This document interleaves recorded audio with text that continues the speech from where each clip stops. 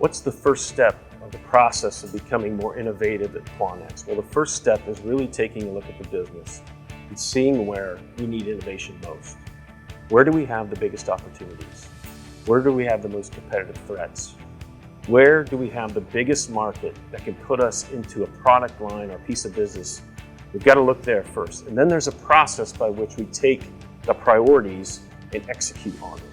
There's a stage gate process for taking a product or a process or some innovation piece from concept all the way to market.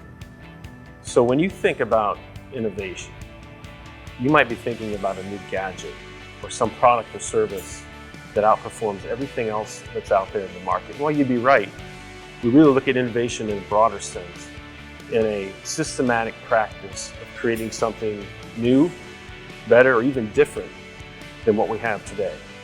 So Quanex has created an innovation council, and simply put, it's just a collaborative group of about 12 to 14 people, cross-functional, across business units, across capacities, but who are leaders, innovative thinkers, innovative advocates for the business, who want to take the ideas that come from the engagement tools we're creating, sort them out and see what we got.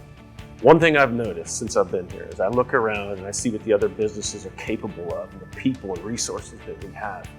We already have unbelievable products and processes. We're already innovating on so many different fronts that we're not even taking credit for. And that's fine.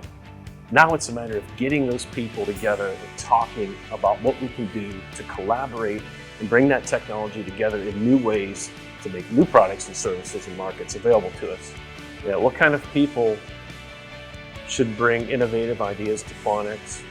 Really, it's anybody. The beauty of innovation is it doesn't discriminate. So an idea can truly start from anywhere or from anybody. And we want to create a culture and an environment where people feel comfortable bringing those ideas forward, bringing them to the table for us to take a look at.